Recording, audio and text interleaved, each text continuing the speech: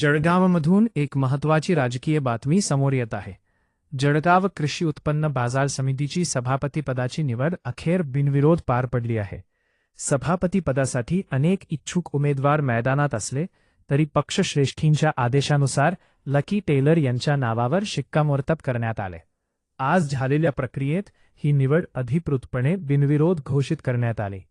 याबाबत माहिती देताना आमदार मंगेश चव्हाण यांनी सांगितले की पक्षाच्या निर्णयानुसार सर्वांनी एकमताने पाठिंबा दिल्यामुळे निवड निर्विघ्न पार पडली।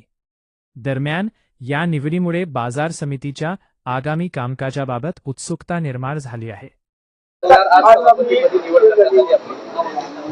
आज जळगाव कृषी उत्पन्न बाजार समितीला माझी जी बिनविरोध निवड झालेली आहे याचं सर्व श्रेय गिरीश भाऊ, मंगेश दादा, गुलाब भाऊ, देवकर अप्पा, श्यामदादा, आमचे संजू भाऊ आणि आमचं सर्व संचालक मंडळ यांनी, राजू मामा यांनी सर्वांनी आम्हाला म्हणजे बिनविरोध करण्यासाठी मीटिंग करून आणली आणि सर्व संचालकांनी त्याला मदत केली। आगामी काळात कशी वाटचाल राहील या बाजार समितीची?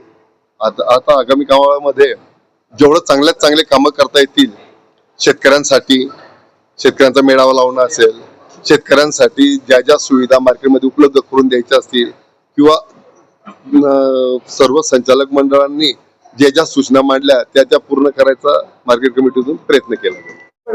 सभापतींची निवड करण्यात आली, लक्ष्मण पाटील यांची निवड करण्यात आली, काय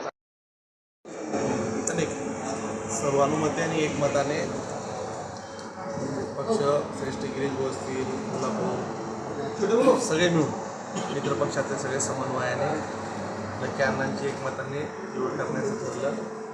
सकाळी बैठकीला राजू मामा होते, मी सगळेजण होतो, पक्षातले प्रमुख लोक होते, मित्र पक्षातले संजय पवार असतील, सगळ्यांनी। आणि तेवढा एकच फॉर्म आला, तशी त्या एका फॉर्ममुळे आज लक्की अण्णा बिनविरोध सभापतीपदी निवड झाली। दादा, बैठकीच्या ठिकाणी मनोज चौधरी यांनी पण इच्छा व्यक्त केली होती की फॉर्म भरणारच अशी भूमिका घेतली होती त्यांनी। बघा, इच्छा व्यक्त करणं हे लोकशाहीला, मला असं वाटतं की लोकशाहीसाठी चांगलंच आहे आणि तो त्यांचा अधिकारी आहे। माझ्या मते मनोज बापू नाही तर आमचे अजून तिथं चौधरीजी म्हणून संघटनेत काम करणारे अनेक वर्षापासूनचा एक कार्यकर्ता आहे, सगळेच जण तिथं अजून 5-7 जणांनी इच्छा व्यक्त केली। पण शेवटी एखाद्या पदावर पद एक असल्यामुळे नाही एकाच जणाला देता येतो। मधल्या काळात, मागच्या काळात लकी अण्णांना ती न्याय द्यावा अशी भूमिका असताना त्यावेळेस ते होऊ शकलं नाही, म्हणून आता त्यांना तो न्याय द्यावा असं पक्षश्रेष्ठींनी सांगितलं। येणाऱ्या काळात अजून काही लोकांना त्यात आपल्याला सामावून घेता येईल। याच्यासाठी काही फॉर्म्युला ठरलाय का दादा? 8 महिन्यांचा किंवा 6 महिन्यांचा फॉर्म्युला ठरलेला आहे, फॉर्म्युला प्रमाणे घडणार आहे। आता तो पक्षांतर्गत विषय आहे। आमच्यात येणाऱ्या काळात साधारणतः 8-8 महिन्यासाठी 3 सभापती 3 उपसभापती करावं असं सर्वानुमते ठरलेलं आहे।